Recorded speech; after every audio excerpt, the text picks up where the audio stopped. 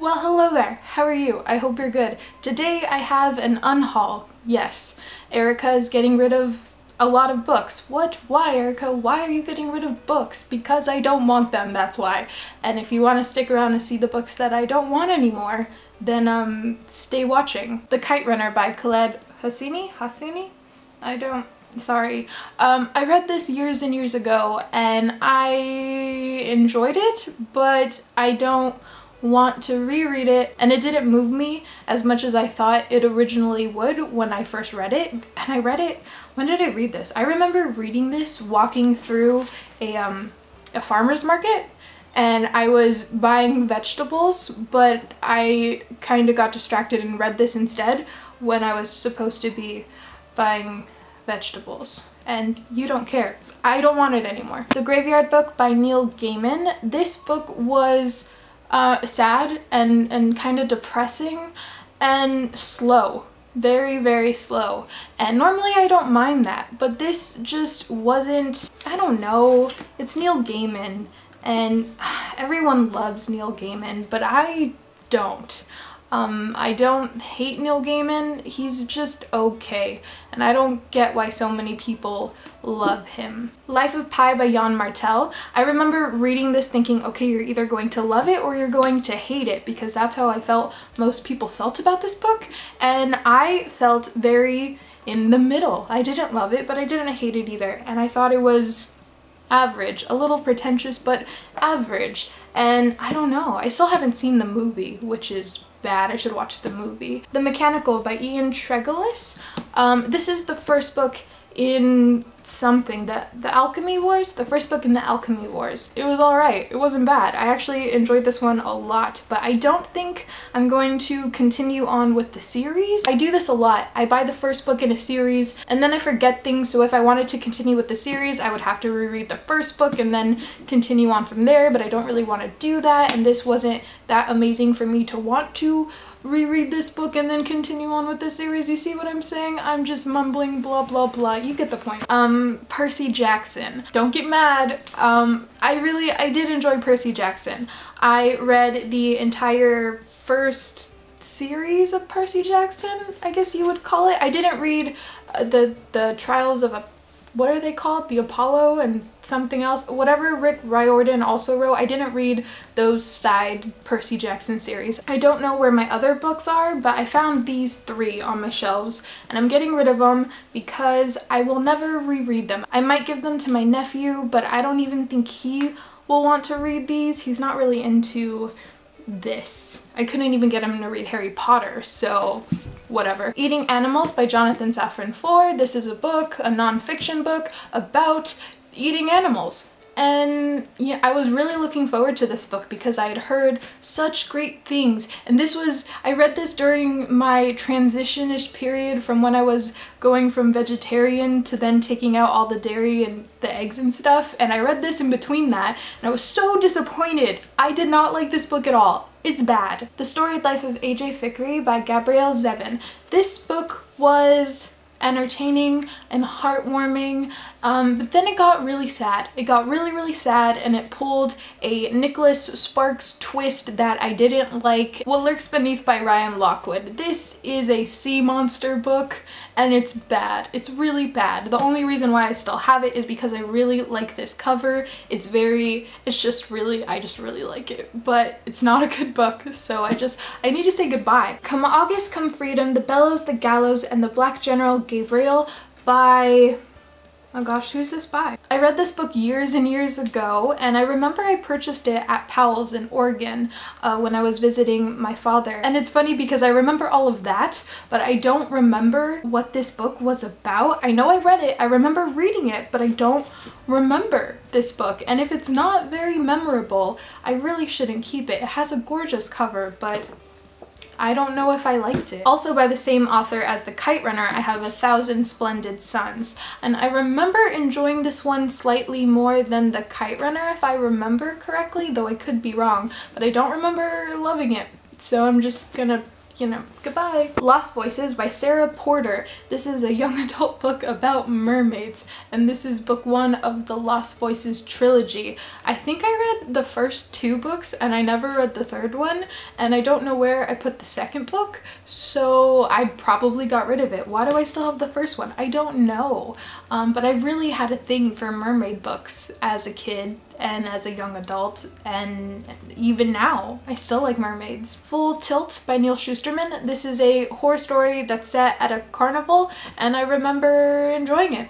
It was alright, but you know, again, it was just nothing special. And I do really like Neil Shusterman, but this isn't anywhere near as good as his Unwind series, so I don't want this. Indignation by Philip Roth. I was really looking forward to this book because I wanted to watch the film with Logan Lerman because I really like Logan Lerman. He's really pretty.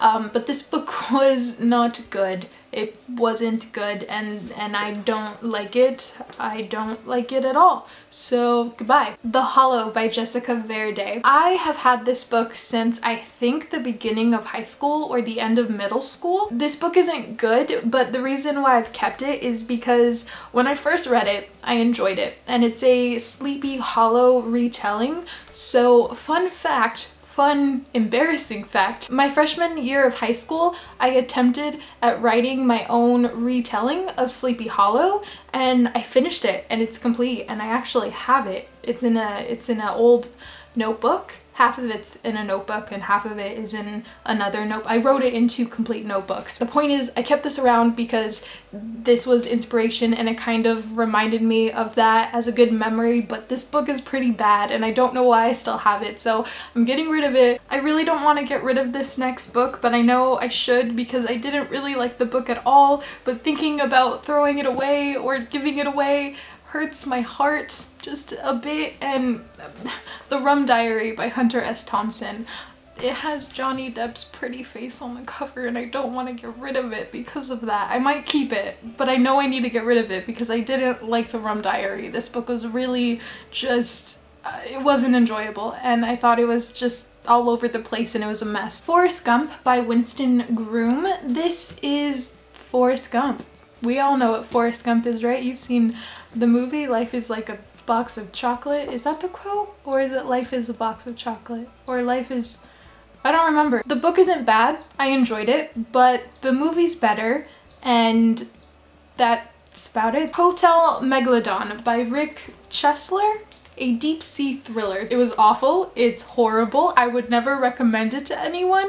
I did really enjoy it though. It's so bad that it's bad, but somehow I still enjoyed it. The Flight of the Silvers by Daniel Price. This is the first book in the Silver series. This book was atrociously horrible and the writing is awful and the characters are stupid and everything about it makes me cringe. I felt like it was trying to mix X-Men and Hitchhiker's Guide to the Galaxy and morph that into its own thing, and it failed. It failed miserably, so don't read it. The Last Flight of Poxel West by Daniel Torday.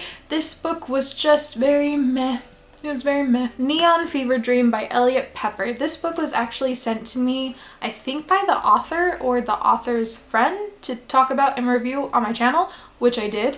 And I thought this book was really interesting because it took place at Burning Man, but unfortunately the writing was pretty bad and it needs a lot of work. Ripper by Stefan Petruccia.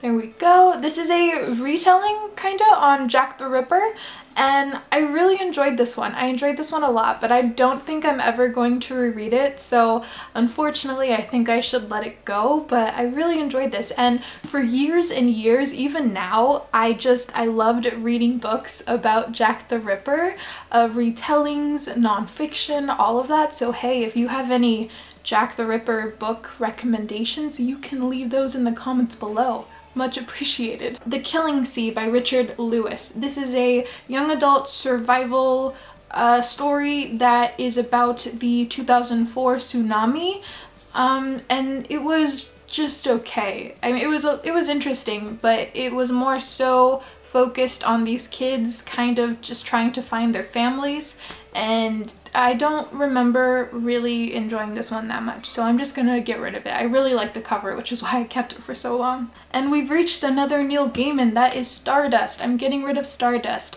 I really like this cover. It has a flying ship on it, which is why I've kept it for so long, because as we all know, I'm obsessed with ships. I enjoyed it, but I didn't love it, and I actually kind of prefer the film, so I'd rather watch the movie.